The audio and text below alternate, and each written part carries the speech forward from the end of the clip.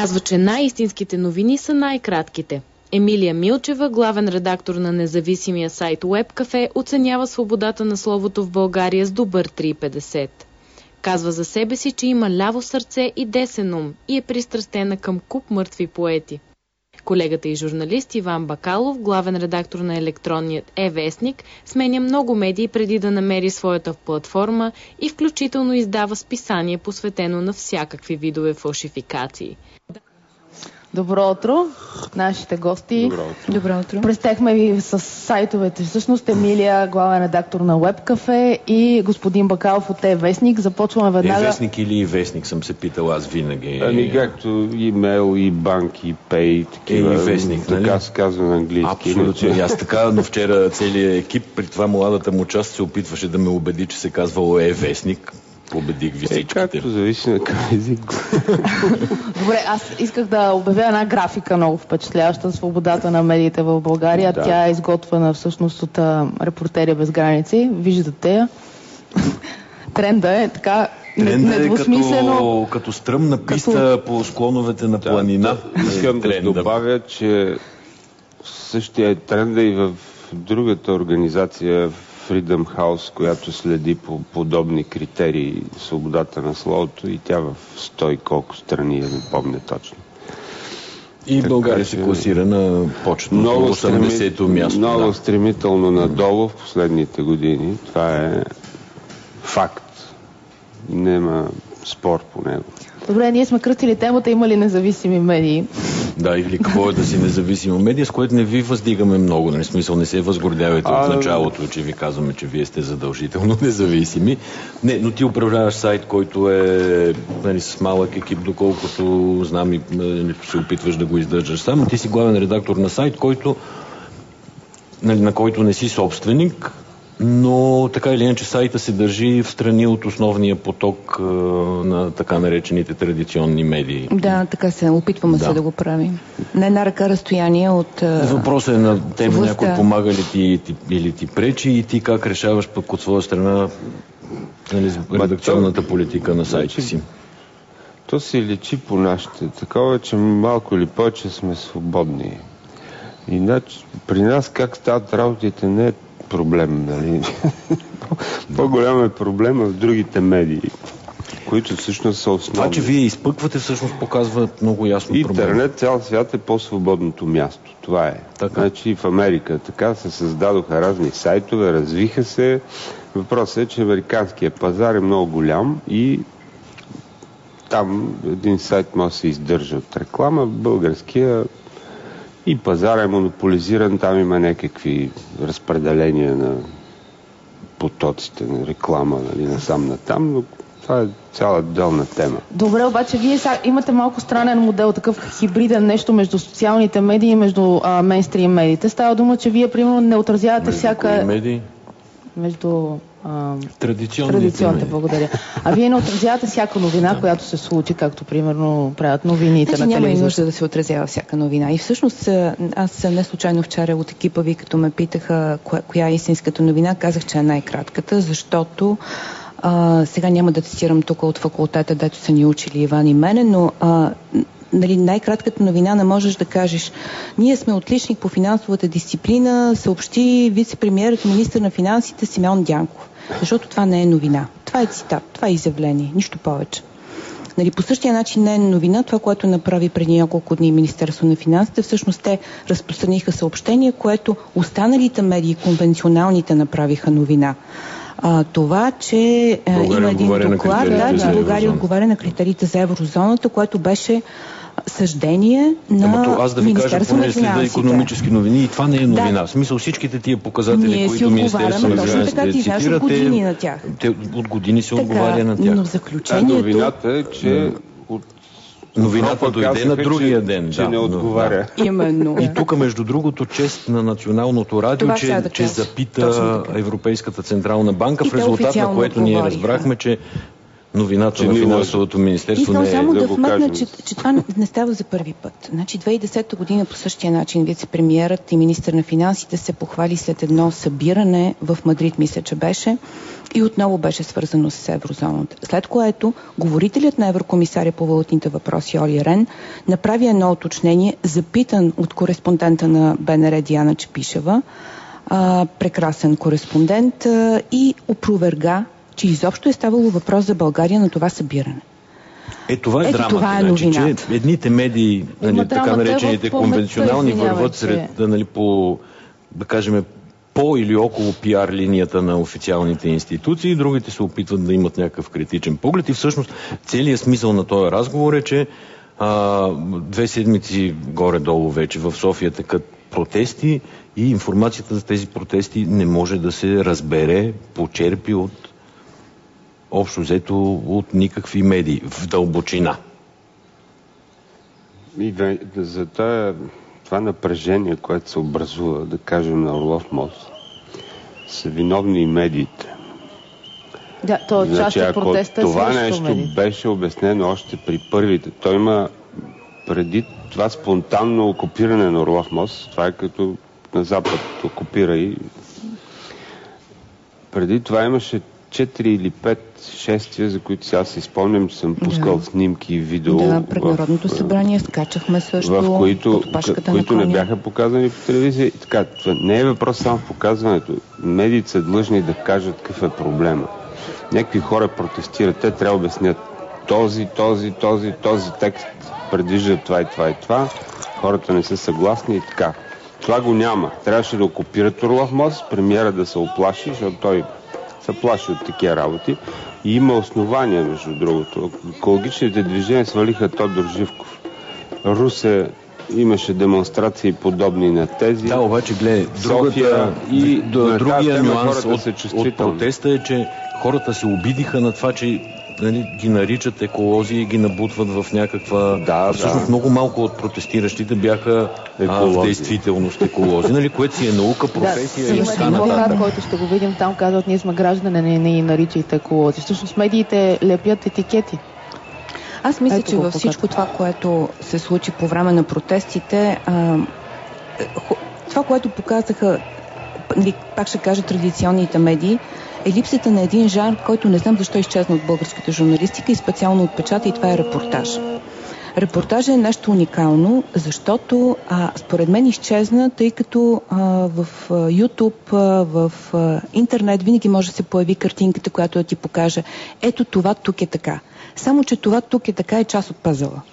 Значи един добър журналист, потопен в атмосферата на едно събитие, говорейки с много хора, събирайки детайлите, бидейки опитен, може да действително с един репортаж да направи разрез по вертикала на събитието.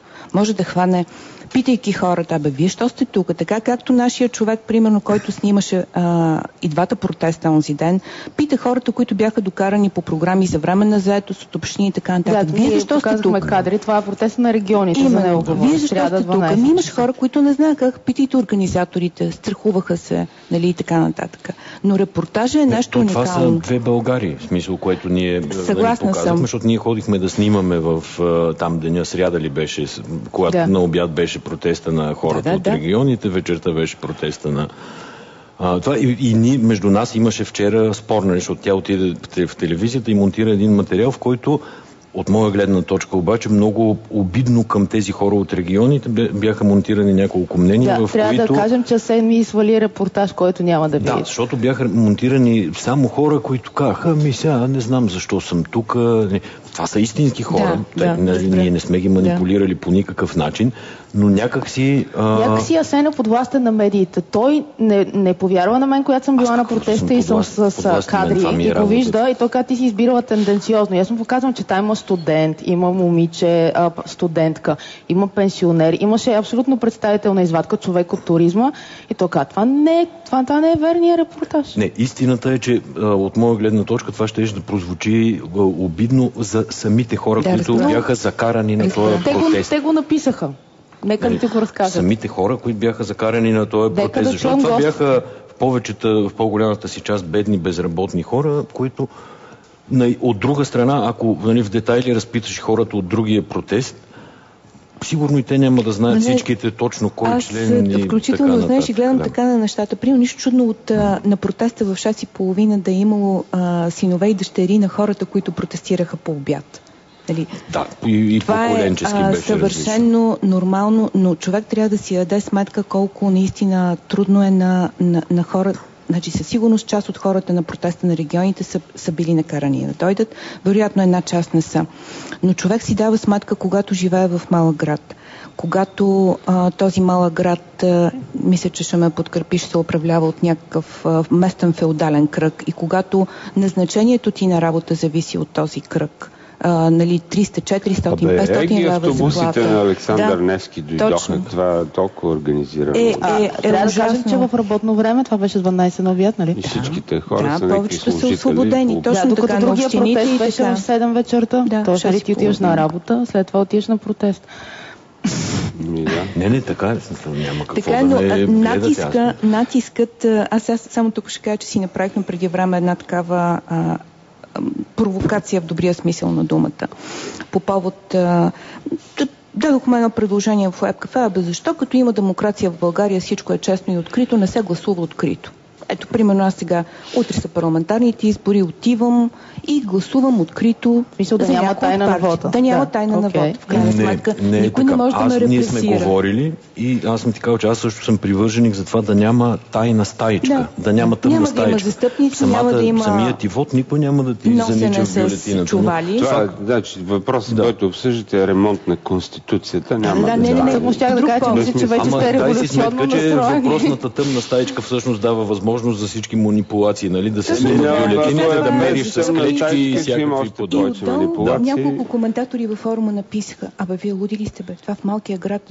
Вие понеже живеете в София, това го предлагате. Знаете ли в малкия град какво е? Нали утре ще ме не се мисли в детайли. Същия спор за електронното гласуване, майде ще влезем. Ама да си кажем пък малко за журналистиката в малкия град. Какво е? Защото ако казваме, че в София е трудно да се прави, какво е да си репортер, да кажем, в Русе или... Какво е да си репортер в Русе? Се разбра тая седмица. Случайно давам примера. Айде да кажем за зрителите, че една наша колежка, журналистка в Русе, е осъдена за това, че е използвала запис от диктофон, от касетофон, като т.е. опитала се да го използва като доказателство в съда. Съда не го е признал и е осъдил за клевета ли беше. За това, че уронва авторитета на институция. Изключително скандален. Искам да кажа и на други колеги, магнетофонният запис не е доказателство наистина и съда може да го отхвърли. Там обаче има друга непочтена история с съдийката, че жалбата на тази жена, която съжда, тя твърди, че публикацията е казано това, а то не е казано. И тя си е написала в блога журналистката, обяснила там цялата историята. Много колеги не знаят и в тази професия изобщо навлязоха много хора, които страшно много вестници, примерно. Профанизира се и са и юридически неграмотни, не знаят, примерно, че един свидетел не е свидетел и записа не е доказателство. Мисля, че в Благоевград влезе в затвора един за Татарчево време. Да, така беше. Беше направил интервю с тази адвокатка, известната. Татарчев там се сезира прокуратурата. Да, но това са стари случаи. Да, кажете колко виден натиск може да има върху медиите? Най-модерната форма на натиск е, примерно върху големи медии като телевизиите, отказ от участие в предаване и интервю. Значи един сутрешен блок, ако нарочат тази телевизия нова, която да речем в момента нещо се опитва да по-настрана от BTV, и могат да бойкотират всички предавания и тя изведнъж попада в едно състояние безтегловно, не може да кани хората, от които взимат решения. Не се заблуждавай, че е само за една. В смисъл е тук... Не се заблуждавам, дам пример, защото с случая с протеста на тия Нова телевизия показаха в репортаж, че са някакви хора събрани там, доведени без да знаят защо, пък другата, нали? Всъщност ние това го виждаме много ясно и най-прозрачно по време на когато и трябва да има дебати за президентски избори, да кажем, или за парламентарни избори, когато не се явяват основните претенденти. Основният кандидат казва, аз няма... Първия не се явява и той дебат не става. И то дебат изобщо не се получава. Друго политически корпоративен натиск, как е там пропорцията? Тук най-елементарно собственик определя всичко. Вижте какво става. Има медийни съюзи, няма професионална организация на журналисти, те са изчезнали. Това е най-важно. СБЖ не съществуват, други, някои чували им гласа. СБЖ има в материален съюз, съществува, СБЖ раздава имоти, има създадени съюзи, които изразяват интересите на собствениците и това е определящо. Какво да се прави? И всички са пионки. То е чест и достоинство на самите журналисти да се организират. Аз преди години... И адвокати, според мен, тогава ще искат да ни защитават и пробоно, защото никоя медия няма да те защити, да ти намери добър адвокат. Ама дайте си сметка дали журналист от голяма медия ще си жертва голямата заплата, макар и да знае, че адвокат ще го защити и ще докаже след 5 години, че той е прав. На времето много вълниха. Направих организация на СБЖ в 24 часа. Имаше там конфликт с новия германски собственик. Ама чисто за заплати беше. Нямаше никакви... Някои се опитаха да тълкуват нещо политика, защото Блъсков беше собственик, пък продаде, пък и той се оттегля и нали, нещо го свързваха. Самия той се беше оплашил, че направихме така синдикална организация. Дигнахме патардия. Резултата беше, че ни промениха всички трудови договори по правилата, дигнаха и заплати, макар и на някакви стъпки, но мене и още някои души всъщност не ни уволниха, ами от граждански договори, които бяхме, на трудови минахме и на няколко души не ни дадоха. Не ви платиха? Трудови. Не ни дадоха трудови.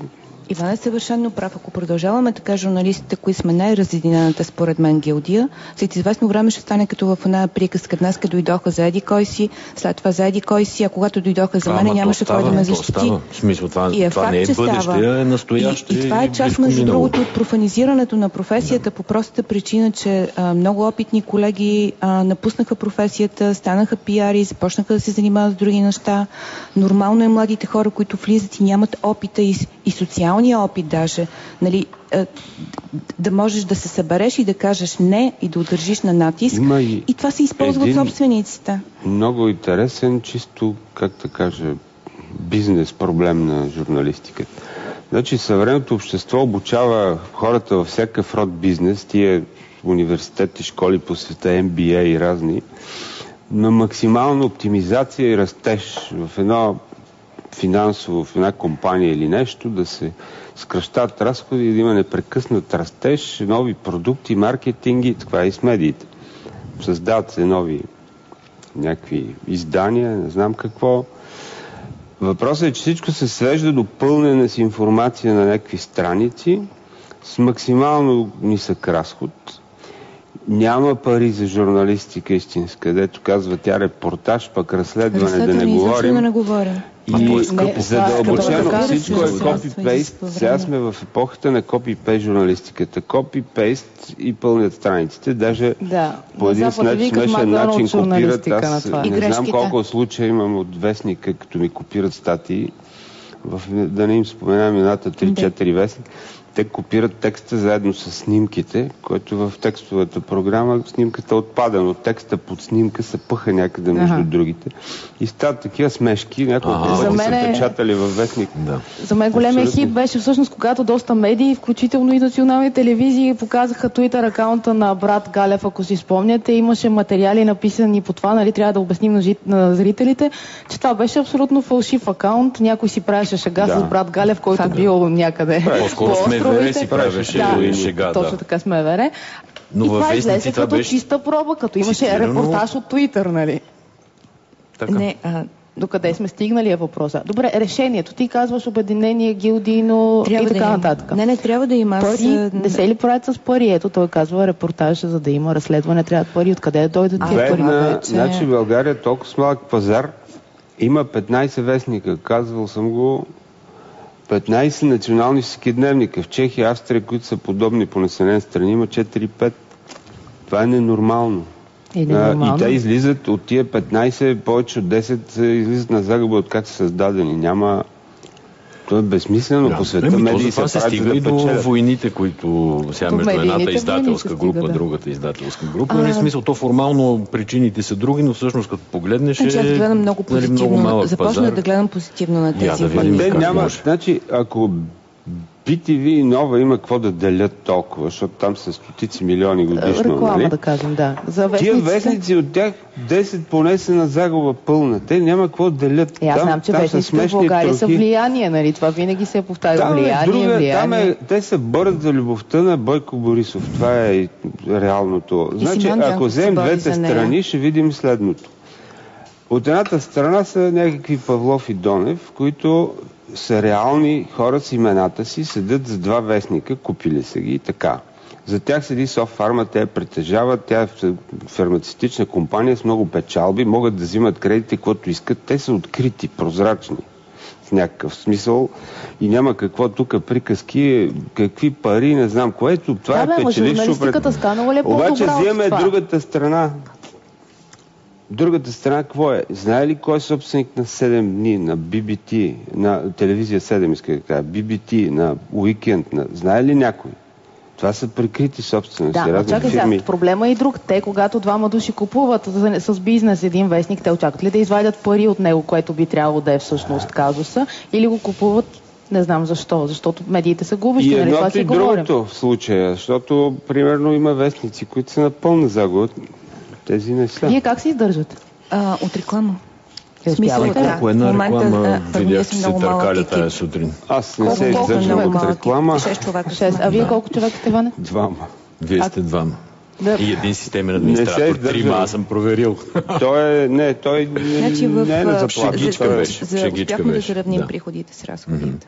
Значи аз последната година имах финансиране от Отворено общество, спечелих там някаква програма, имаше, кандидатствах, проект написах и благодарение на това така, сега тук нататък не знам какво ще стане, правя разни пируети, пиша книги и правя някакви други неща да изкарам някакви. От една дейност издържаш друга. Последно с една дума. Истинската така наречена журналистика къде ще върви? В интернет или медиите, каквото и да значи това, конвенционалните, ще си вземат поука от случая с протестите? Не, според мен всичко върви към правене на един общ продукт. Значи, по същия начин, както при нас част от читателите ни пишат материали и стават част от проекта. Нали, защото ние им даваме думата и винаги казваме, че сме платформа на мнения. Не сме, примерно, медия, която говори на един глас и в един стил. Нали? И мисля, че това ще върви към по същия начин. За мен най-добрият вариант е варианта, при който да речем специално за вестниците минат на колкото се може по-малко стегнати информации и дадат повече място на анализи, репортажи от всякакви места. Тоест на другите жанрове, тия, които са аналитичните и издълбочените жанрове, понеже с информация никой вече не може да изненада. А специално при телевизиите, не знам, тук ми е трудно да кажа. Във всеки случай по-сложен бизнес, бизнесът. Тук са определено подвластни на реклама. Иване, ти какво мислиш?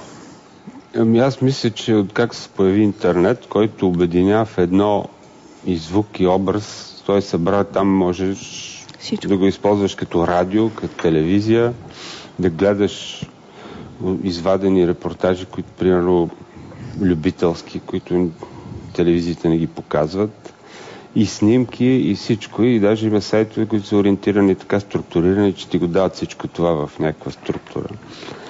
Но откак съществува, са така нанесен сериозен удар на другите медии. Те няма да изчезнат, разбира се, както някакви си мислят. Но цялата среда се променя. Ето сега, представете си какъв комфорт щеше да има това правителство, ако нямаше интернет. Да. Тотално владение на медиите. Значи, в един момент се оказва, че е по-трудно, не е като преди. Изобщо каква медия, спомнят си онова момиче в Иран, което убиха на улицата, Да, по случайност се събуден. Кадри заснети с телефони, изведнъж станаха световна новина номер 1 в телевизията. Това дали не се оказа накрая мистификация? Не, един блог беше мистификация, който пише от името. Това беше друг случай. Те просто се връщат от уроци по пен и ти я убиват. Нещо имаше един подобен случай, се оказа накрая, че интернет е нещо... което е другия капан в интернет, че не знаеш всъщност кой пише, кой стои и така нататък. Цифровите технологии, какво направиха? Полицията на Лов Мост не смее да удари никого, защото всички снимат с телефони. Кога ще излезнеш, така е факт. Това е някаква такава дисциплинираща... Добре, тук теглим чертата. Надявам се, че който ни гледа и слуша е бил изкушен от темата. Ако е бил изкушен от темата, във всички случаи вие е разбрал какво говорите. Благодаря ви, Иван Бакалов, Емилия Милчева. Минаваме ние към Пирогов, където тази седмица имаше екшън. Един синхрон от здравната министърка, после продължаваме с бившия министър Радослав Смисъл там също... това е да не отваряме нова тема. Смисъл, голям пример за използване на традиционните медии при превземане на медицинско заведение в случая. Смените хора без да променят системата. Тоест, порочната система остава, само се сменят хората. Окей, давайте министърката да чуем.